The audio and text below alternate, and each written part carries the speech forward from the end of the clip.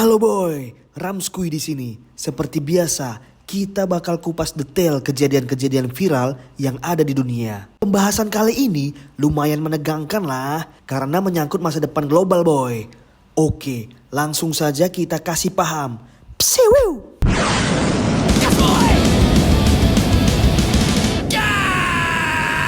Welcome to Ramskui. Psiwiu! Jadi gini boy, semua berawal dari konflik lama antara Cina dan Jepang. Yang dari dulu sebenarnya udah kayak dua mantan pacar toksik yang pura-pura damai, tapi sebenarnya dendam tersimpan di hati yang paling dalam.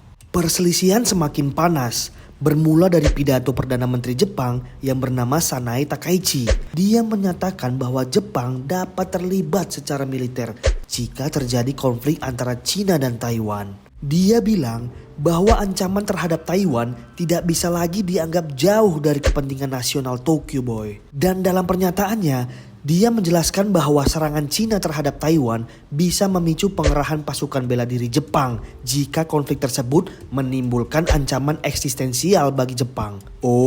Sementara Beijing langsung mengecam komentar tersebut boy dan menyebutnya sebagai ancaman militer terhadap Cina. Tapi yang lebih gongnya lagi bukanlah konferensi pers itu boy, tapi postingan yang muncul di platform X. Sebuah cuitan yang hanya selang beberapa jam langsung dihapus tanpa jejak boy. Cuitan itu berasal dari Sue Jian, betul nggak? Su Jian, seorang konsul jenderal Cina di Osaka. Dia bilang gini boy, kami tidak punya pilihan selain memotong leher kotor yang menyerang kami tanpa ragu. Apakah kalian sudah siap?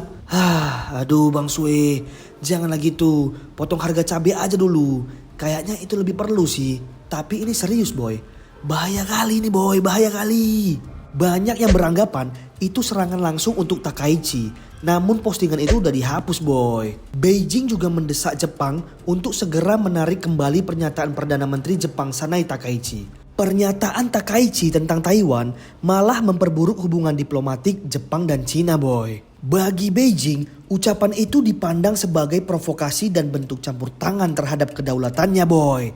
Sementara bagi Tokyo, ini adalah sinyal bahwa Jepang siap mengambil sikap lebih tegas terhadap ancaman regional. Beijing juga mengancam bahwa Jepang harus menanggung seluruh konsekuensinya jika tidak mencabut komentar tersebut boy. Gak sampai di situ boy, Presiden Xi Jinping tiba-tiba ngeluarin perintah nasional.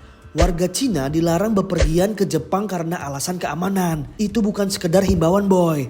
Biasanya kalau negara udah bilang begitu, artinya negara sudah siap perang boy. Wadidaw. Baru-baru ini, Jepang juga mengerahkan rudal darat tipe 03 ke Pulau Yonaguni yang berjarak dekat Taiwan boy. Rudal canggih tipe 03 ini katanya bisa melacak hingga 100 pesawat tempur, rudal balistik atau drone secara bersamaan boy.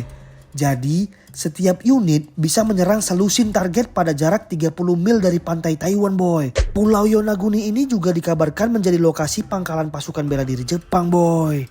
Banyak juga yang nanya-nanya, kenapa sih pulau kecil yang bahkan gak ada Indomaret, gak ada wifi, dan isinya cuma batu karang aja, tapi jadi rebutan dua negara superpower? Woi halo, ya jelas karena sumber kekayaan alam lah. Jadi boy, kabarnya di sana terdapat banyak cadangan gas, minyak, dan yang paling utama itu jalur laut yang sangat penting untuk perdagangan boy. Nah, kalau Pulau Senkaku jatuh ke tangan Cina, Jepang bakal kehilangan jalur logistik, AS kehilangan pangkalan strategis, dan jalur perdagangan dunia bakal lumpuh boy.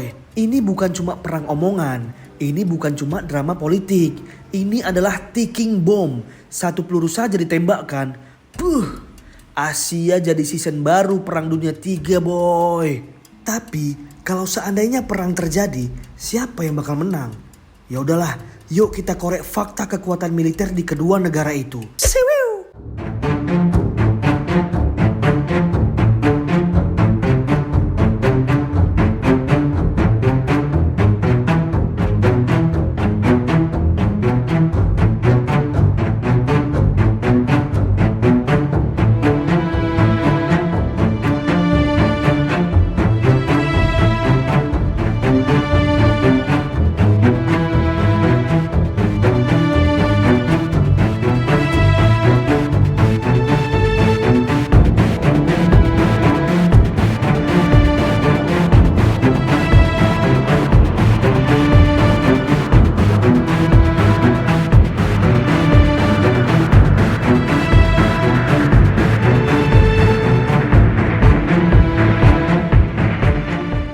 Jadi kayak gini lah boy. Kalau kita tengok sama-sama dari ujung ke ujung, Cina itu menang jumlah dan ukuran. Mulai dari tentara paling banyak, kapal induk ada 3, rudal hipersonik, sampai jet steel J-20. Pokoknya kalau soal kuantitas dan strategis, mereka gaspol boy. Sementara Jepang, walaupun gak seberingas Cina, tapi teknologi dan kualitasnya jangan main-main boy. Mulai dari kapal selam paling sunyi sedunia, F-35 Super Siluman, terus ada destroyer Aegis yang bisa nangkis rudal balistik. Dan sistem pertahanan udara kelas dewa lagi. Beuh. Tapi menurut kalian gimana boy?